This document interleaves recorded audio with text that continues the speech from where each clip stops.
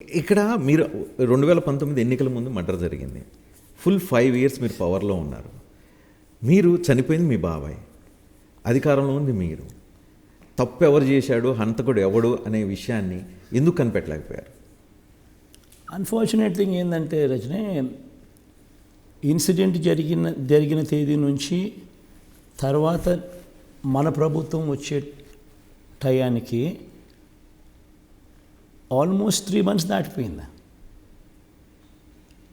3 months తర్వాత మన government వచ్చింది. వచ్చిన తర్వాత మన వాళ్ళు, మన పోలీసులు, మన ఎంక్వైరింగ్ ఆఫీసర్స్ వీళ్ళు చేసిన ఎంక్వైరీ రిపోర్ట్స్ వీళ్ళు చేస్తూ పోతున్నారు. బట్ వీళ్ళ రిపోర్ట్స్ వీళ్ళు కంప్లీట్ కాకమునిపే, వీళ్ళు కంక్లూడ్ చేయకమునిపే ఇటువైపున ఏమేమో వీళ్ళంతకు వీళ్ళే అజంప్షన్స్ చేసుకొని రాంగ్ ఇన్ఫ్లుయెన్స్లోకి వీళ్ళు వెళ్ళిపోయి ఇదొక పొలిటికల్ సబ్జెక్ట్గా దీన్ని తీసుకొస్తూ పొలిటికల్ వాక్యూమ్ ఇక్కడ క్రియేట్ చేయాలి అన్న ఆలోచనలతో దీన్ని రాంగ్ ట్రాక్ పట్టిస్తూ వీళ్ళే కోర్టులోకి వెళ్ళి సిబిఐ ఎంక్వైరీ కావాలని అడిగినారు. సో కోర్టు మనల్ని అడిగినప్పుడు కోర్టుకు మనము సిబిఐ ఎంక్వైరీ వద్దు అని మనం ఎందుకు చెప్పాలి? కోర్టు ముందు చెప్పినాం అవసరం లేదు సిబిఐ ఎంక్వైరీ, ఆల్మోస్ట్ కంక్లూజన్ స్టేజ్లోకి వచ్చేసింది, మీరు కొద్ది రోజులు టైం ఇచ్చేస్తే పోలీస్ ఆఫీసర్లకు వాళ్ళు రిపోర్ట్ కూడా కంపైల్ చేసి క్లోజ్ చేసేస్తారని కూడా చెప్పినాం. But court in their own discretion felt that ఇది సిబిఐకి ఇస్తే బాగుంటుంది అని. సో మీరేమంటారని మీ ఇష్టం, మేము చెప్పేది మేము చెప్పినాం. దాని తర్వాత మీరు ఏది ఇష్టం, మీది ఏది కరెక్ట్ అంటే చెయ్యండి అన్నాం. దాని తర్వాత అక్కడికి వెళ్ళిన తర్వాత అక్కడ మళ్ళా ఆ సిబిఐ మీద కూడా అగైన్ నెగిటివ్ ఇన్ఫ్లుయెన్స్, ఇటువైపున టీడీపీ నుంచి బీజేపీలోకి చేరిన వ్యక్తులు, సీఎం రమేష్ లాంటి వ్యక్తుల ఇన్ఫ్లుయెన్సు, వీళ్ళందరూ దాంట్లోకి ఇన్వాల్వ్ అయిపోయి కడప సెంట్రిక్గా కేవలం దీన్ని పొలిటికల్గా ఇది కడప సబ్జెక్టు, కడపలో పొలిటికల్ వాక్యూమ్ క్రియేట్ చేయాలి అనే దుర్బుద్ధి ఆలోచనతో పొలిటికల్ ఇంటర్ఫియరెన్స్తో దీన్ని ఇష్టం వచ్చినట్టుగా రూట్లు మార్చుకుంటూ పోతా ఉన్నారు. అదే విషయంలో అందుకే అవినాష్ దాని తర్వాత తన మీద ఆరోపణలు ఎప్పుడైతే తన మీద వచ్చినప్పుడు తాను జస్టిఫికేషన్ తాను ఏదైతే డీటెయిల్డ్గా తాను ఎక్స్ప్లెయిన్ చేశాడు, చాలా బాగా చెప్పాడు. ఏ రకంగా తనకు అసలు సంబంధం లేని విషయం ఏ రకంగానే అసలు అవినాష్ అనే వ్యక్తి అక్కడికి ఎందుకు పోవాల్సి వచ్చింది,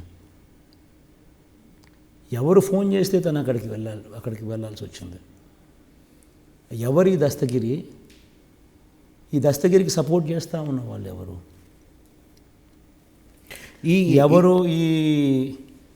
ఈ బీటెక్ రవియే, సోకాల్డ్ బీటెక్ రవి, వివేకం చిన్నాను ఓడించిన మనిషి. ఆ ఎలక్షన్ చిన్నాను ఓడాల్సిన ఎలక్షన్ కాదు, ఎంపీటీసీలు జెడ్పీటీసీలు ఎన్నుకునే ఎమ్మెల్సీ ఎలక్షన్.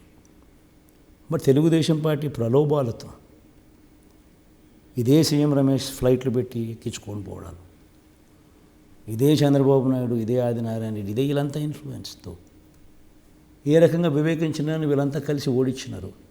ఆ ఓడించిన అదే బీటెక్ రవికి ఎవరు సపోర్ట్ చేస్తారు? ఇటువంటి లాజికల్ క్వశ్చన్స్ అన్నీ కూడా ఏదైతే ఎవరు చెప్తే అవినాష్ అక్కడికి వెళ్ళాల్సి వచ్చింది. వివేకం చిన్నానికి రెండో భార్య ఉన్నమాట వాస్తవం అవునా కాదా? వివేకం చిన్నానికి రెండో భార్యతో కొడుకు ఉన్నమాట వాస్తవం అవునా కాదా? ఇవన్నీ రికార్డ్స్ చూస్తే తెలుస్తాయి. ఆ పిల్లాడిది డిఎన్ఏ చూస్తే తెలిసిపోతుంది నిజంగానే కొడుకు అవునా కాదా అని. భార్య అవునా కాదా అన్నది ఎక్కడో ఒక చోట ఎవిడెన్సెస్ ఉంటాయి కదా, చూస్తే తెలుస్తుంది. ఫోన్లో వివేకం చిన్నాన్న ఫోన్ చూసిన భార్యకు తనకు ఉన్న మెసేజ్లు, చాట్స్ ఇవన్నీ చూసినా తెలిసిపోతాయి. మరి ఇటువంటివన్నీ కూడా ఈ కోణం నుంచి ఎందుకు మీరు ఎంక్వైరీ చేయడం లేదు? ఎందుకు ఇవన్నీ పరిగణలోకి తీసుకోవడం లేదు అని ఏదైతే అవినాష్ రెడ్డి అడుగుతూ ఉన్నాడో అవి లాజికల్గా కరెక్టే కదా, అవి కరెక్టే కదా అని మన లాంటి వాళ్ళు ఎవరైనా కరెక్టే కదా అని సహేతుకమే కదా అని అంటే చాలు, వెంటనే మన మీద కూడా లేనిపోయిన ఆరోపణలు చేయడం, ఇది ఎంత మటుకు ధర్మం? ఏదైనా న్యాయం ఉండాలా, ధర్మం ఉండాలా. న్యాయం వైపు ధర్మం వైపు ఏదైనా మాట్లాడాలా. సునీత స్పెషల్గా అంటూ ఉంది హంతకుడికి సపోర్ట్ చేస్తున్నారు అని. ఇదే విషయాన్ని వాళ్ళు ఊరువాడ కడపలో ఎస్పెషల్లీ క్యాంపెయిన్ చేస్తున్నారు. రాజకీయంగా ఎలక్షన్ అంటే ఓట్ల పరంగా ఇది ప్రభావం చూపితే ఎంత చూపుతుందా అనుకుంటున్నారు? నాకు తెలిసి చూపదు రజని, ఎలాంటి ప్రభావం దీనివల్ల ఉండదు. బికాస్ కడప జిల్లాలో ఉన్న ప్రతి ఒక్కరికి తెలుసు ఏం జరిగింది అనేది, ప్రతి ఒక్కరికి తెలుసు. అవినాష్ రెడ్డి ఎలాంటి వాడో ప్రతి ఒక్కరికి కూడా తెలుసు. అవినాష్ రెడ్డి చెప్తా ఉన్న తన సైడ్ ఆఫ్ ది స్టోరీ కూడా ప్రతి ఒక్కరికి తెలుసు. సో అంత రాజకీయ అవగాహన ఉన్న జిల్లా కడప జిల్లా, వైఎస్ఆర్ జిల్లా. నన్ను ఇండిపెండెంట్గా అగెయిన్స్ట్ కాంగ్రెస్ పార్టీ నాకు 14 రోజుల్లో సింబల్ వచ్చింది. 14 రోజుల్లో వైఎస్ఆర్సీపీ తరఫున నేను నిలబడినా. సింబల్ కూడా లేదు, అప్పటికప్పుడు ఫ్యాన్ సింబల్ వచ్చింది. నాకు టైం 14 డేస్ టైం. అలాంటి చోటే నాకు 5,45,000 ఓట్ల మెజారిటీతో నన్ను గెలిపించిన జిల్లా. అంత రాజకీయ అవగాహన ఉన్న జిల్లా అది. ఆ జిల్లా ప్రజలు, నా జిల్లా ప్రజలకు రాజకీయంగా ఉన్నంత అవగాహన నేను చాలా తక్కువ జిల్లాల్లో చూశాను. సో మీ చెల్లెలకు మద్దతు ఎవరో మీకు మద్దతు ఇస్తారు, అంటే మీ పార్టీకి అవినాష్కి మద్దతు ఇస్తారు? న్యాయానికి మద్దతు ఇస్తారు. ఆ పిల్లోడు చెప్పే ఆర్గ్యుమెంట్స్లో న్యాయం ఉంది అని నాకే అనిపిస్తూ ఉంది. ప్రజలకు కూడా డెఫినెట్గా అదే అనిపిస్తుంది. ఆ పిల్లోడికి డెఫినెట్లీ మద్దతు ఇస్తారు. అందులో అవినాష్ రెడ్డి వయసు ఎంత రజని? మాకన్నా చాలా చిన్న పిల్లోడు, నాకన్నా కనీసం 13 ఏళ్ళ చిల్లోడు ఉంటాడు. చాలా చిన్న పిల్లోడు. అసలు ఆ పిల్లోని జీవితాన్ని నాశనం చేసే విధంగా ఈ మాదిరిగా మాట్లాడడం ఎంత మటు కరెక్టు? It's not right. కానీ మీరు ఇంత గట్టిగా మీ కజిన్ సిస్టర్ని కాకుండా కజిన్ బ్రదర్ వైపు ఇంత గట్టిగా కన్విక్షన్తో ఉండటం ఏంటి? ఎందుకు? ఏంటి మీ వెనక డ్రైవ్ చేస్తున్న పాయింట్ ఏంటి? ఓన్లీ నిజం అనే పాయింట్ అయినా ఇంకా వేరే ఇంకా ఏమైనా ఉందా? చూడు, ఆయన చెప్పిన ఎవిడెన్సెస్ మీరు కూడా చూడండి రజని ఒకసారి. అవినాష్ చెప్పిన ఆర్గ్యుమెంట్ పాయింట్ బై పాయింట్ ఆయన ఇచ్చిన క్లారిఫికేషన్ నేను చూసిన, టీవీలో నేను కన్విన్స్ అయినా. నువ్వు కూడా చూడు ఒకసారి. ఎవరైనా కూడా అది కన్విన్సింగ్గానే ఉంది అది. అటువంటి కన్విన్సింగ్గా జరిగినప్పుడు తాను తప్పు చేయలేదని మనకు అర్థమవుతూ ఉన్నప్పుడు తనకు సపోర్ట్ చేయకుండా తనకు వ్యతిరేకం చేస్తే తప్పు చేయని వ్యక్తికి మనము ఏ రకంగా న్యాయం చేసిన వాళ్ళం అవుతాం? అంటే తప్పు చేస్తే నువ్వు శిక్ష వేయాలి, తప్పు చేయని వ్యక్తికి నువ్వు శిక్ష వేయకూడదు. సునీత ఈ విషయం ఎందుకు అర్థం చేసుకోలేకపోతుంది?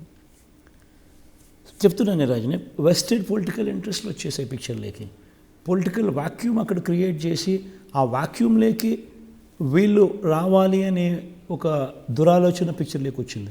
ఇన్ఫ్యాక్ట్ చిన్న ఇన్సిడెంట్ జరిగినప్పుడు అవినాష్ రెడ్డి కోసం చిన్న క్యాంపెయిన్ చేస్తున్నప్పుడు దాని ముందు రోజు కూడా క్యాంపెయిన్ చేశాడు. ఇన్సిడెంట్ జరిగింది. దాని తర్వాత సునీత ప్రెస్ స్టేట్మెంట్లో ఒకసారి చూడండి. తర్వాత she also supported Avinash Reddy. తర్వాత subsequently what changed?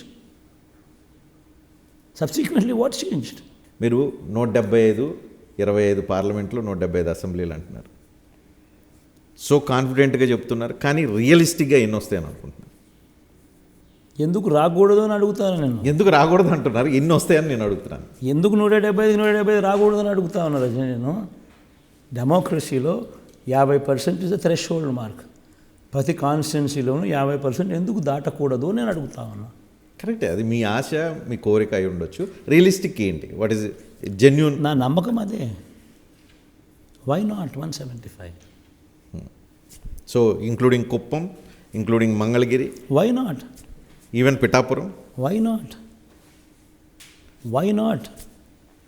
175కి 175, why not? 90% of the కుటుంబాలకు దేవుడి దయతో మంచి చేయగలిగాం. ఆ అభిమానం ఓటు కింద కన్వర్ట్ కాదా అన్నదే క్వశ్చన్ మార్క్. జగన్ ఉంటే వాళ్ళ పిల్లల చదువులు బాగుపడతాయి, జగన్ ఉంటే వాళ్ళ భవిష్యత్తు బాగుపడుతుంది, జగన్ ఉంటే లంచాల వివక్ష లేకుండా డీబీటీ పాలన జరుగుతుంది, జగన్ ఉంటేనే, జగన్ కొనసాగితేనే పథకాలన్నీ కూడా కొనసాగుతాయి. మరి ఇన్ని మంచి ఉన్నప్పుడు వై నాట్ 175?